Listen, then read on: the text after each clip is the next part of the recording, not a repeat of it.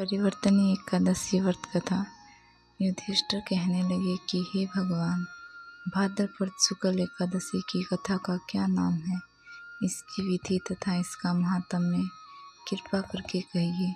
तब भगवान श्री कृष्ण कहने लगे कि इस पुण्य, स्वर्ग और मोक्ष को देने वाली तथा सब पापों का नाश करने वाली उत्तम वामन एकादशी का महात्म्य मैं तुम्हें कहता हूँ। तुम ध्यान पूर्वक सुनो। यह पद्म परिवर्तनी एकादशी जयंती एकादशी भी कहलाती है। इसका यज्ञ करने से वाजपेय यज्ञ का फल मिलता है। पापियों के पाप नाश करने के लिए इससे बढ़कर कोई उपाय नहीं है। जो मनुष्य इस एकादशी के दिन मेरी वामन रूप की पूजा करता है, उससे तीनों लोग पूज्य होते हैं। अतः मोक्ष की इच्छा करने वाले मनुष्य इस व्रत को अवश्य करें। जो कमल नयन भगवान का कमल से पूजन करते हैं, वे अवश्य भगवान के समीप जाते हैं। जिसने भाद्रपद शुक्ल एकादशी का व्रत और पूजन किया है, उसने ब्रह्मा विष्णु सहित तीनों लोकों का पूजन किया। अतः हरिवासर अर्थात एकादशी का व्रत अवश्य करना चाहिए। इस दिन भगवान करवट लेते हैं, इसीलिए इसको परिवर्तनीय एकादशी भी कहते हैं। यह एकादशी जयंती एकादशी भी कहलाती है। इसका यज्ञ करने से वाजपेय यज्ञ का फल मिलता है। पापियों के पाप नाश करने के लिए इससे बढ़कर कोई उपाय नहीं है। जो मनुष्य इस एकादशी के दिन मेरे वामन रूप की पूजा करता है, उससे तीनों लोग पूज्य होते हैं। भगवान के वचन सुनकर युधिष्ठिर बोले कि भगवान, मुझे अति संदेह हो रहा है कि आप किस प्रकार सोते हैं और करवट लेते हैं तथा इसका किस तरह राजा बलि को बांधा और वामन रूप रखकर क्या क्या लीलाएं की। चातुर्मास की क्या विधि है तथा आपके शयन करने पर मनुष्य का क्या कर्तव्य है, सो आप मुझसे विस्तार से कहिए। श्री कृष्ण कहने लगे कि हे राजन, अतः अब सब पापों का नष्ट करने वाली कथा का स्मरण करें। त्रेता युग में बलि नामक एक दैत्य था। वह मेरा परम भक्त था। विविध प्रकार के वेद सूक्तों से मेरा पूजन किया करता था और नित्य ही ब्राह्मणों का पूजन तथा यज्ञ के आयोजन करता था। लेकिन इंद्र से द्वेष के कारण उसने इंद्रलोक तथा सभी देवताओं को जीत लिया। इस कारण सभी देवता एकतर होकर सोच विचार कर भगवान के पास गए।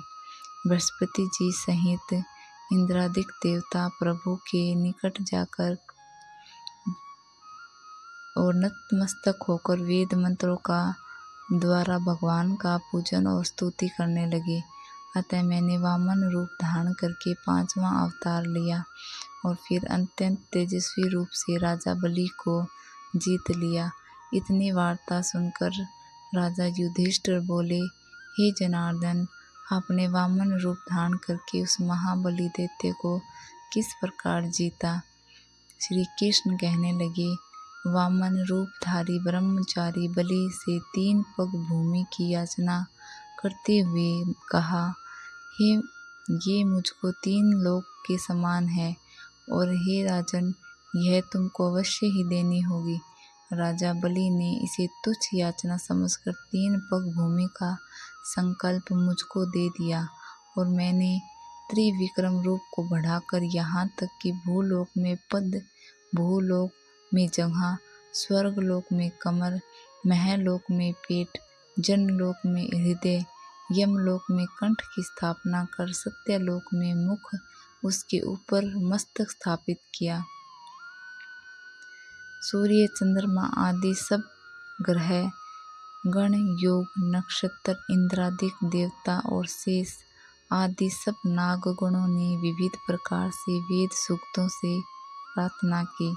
तब मैंने राजा बलि का हाथ पकड़कर, हे राजन, एक पद से पृथ्वी, दूसरे में स्वर्गलोक पूर्ण हो गए। अब तीसरा पग कहाँ रखूं? तब बलि ने अपना सिर झुका लिया और अब मैंने अपना पैर उसके मस्तक पर रख दिया, जिससे मेरा वह भक्त पाताल को चला गया। फिर उसकी विनती और नम्रता को देखकर मैंने कहा कि हे बलि, मैं सदैव तुम्हारे निकट ही रहूंगा। विरोचन पुत्र बलि से कहने पर भाद्रपद शुक्ल एकादशी के दिन बलि के आश्रम पर मेरी मूर्ति स्थापित हुई। इसी प्रकार दूसरी क्षीर सागर में शेषनाग के षष्ठ पर हुई। हे राजन, इस एकादशी को भगवान शयन करते हुए करवट लेते हैं, इसीलिए तीनों लोकों के स्वामी भगवान विष्णु का उस दिन पूजन करना चाहिए।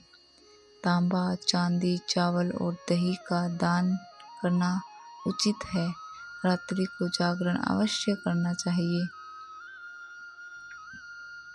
जो विधि पूर्वक इस एकादशी का व्रत करते हैं, वे सब पापों से मुक्त होकर स्वर्ग में जाकर चंद्रमा के समान प्रकाशित होते हैं और यश पाते हैं।